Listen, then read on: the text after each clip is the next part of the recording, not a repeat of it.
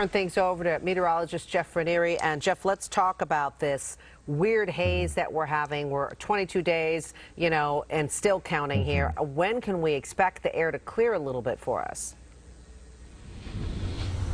Well, that's really unknown right now because of all of the active fire behavior around us. Now that we have our Bay Area fires, with some great containment numbers, we now have 3 other large fires outside of the Bay Area. Get a little bit of wind shift here and there, and we're seeing that smoke move in. So we really need to see a lot of this fire activity get controlled of before we see some marked differences. I do want to start off with a red flag fire warning. That really has been a big concern in the mountains. We have those PG&E safety power shutoffs that are happening right now. And I do want to let you know, in the mountains over the past 24 hours, we have seen wind gusts up to 60 miles per hour at Mount St. Helena. Atlas Peak to 41. But notice the disparity here. Down at the surface, not quite as gusty. Napa 18, Novato 17, and Santa Rosa at 13. So the red flag fire warning remains in effect for 1,000 feet and above until 8 o'clock tomorrow morning.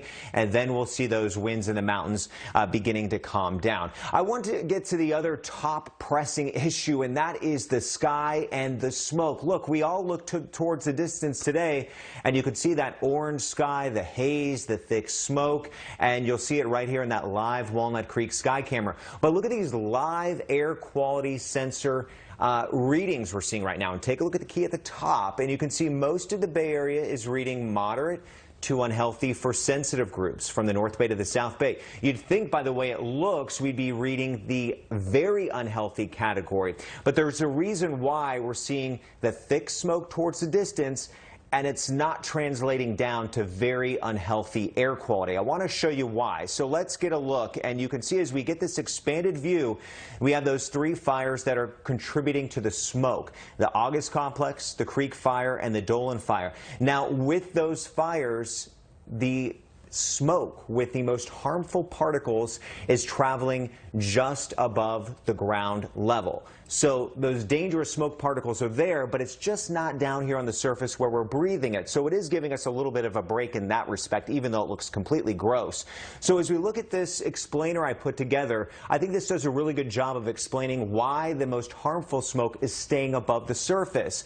And you can see with what we're dealing with right now, the smoke is lifting into the atmosphere 15 to 2,000 feet above the surface, and stronger winds in the upper levels, it's keeping that smoke suspended, because right down here near the surface, the winds are not that gusty to kind of mix those dangerous particles down to the surface. So we're getting lucky. We're not seeing very unhealthy air, and the worst of it staying just above the surface. So for tomorrow, that means we're going to be in the moderate to unhealthy range, kind of teetering back and forth. So as we move through tomorrow morning, you can see my temperatures will be starting off in the low 60s here with that fog and also the haze, down to 60 for the East Bay, San Francisco 58, and the North Bay at 59.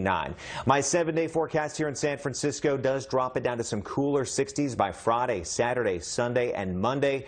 And for the inland valleys, we're also seeing a considerable drop from that heat wave. We'll eventually get down to 87 by Friday and also on Saturday. So we'll say goodbye to the heat later on this week. The smoke, it's going to be a day-by-day issue for us here. Okay, thank you, Jeff.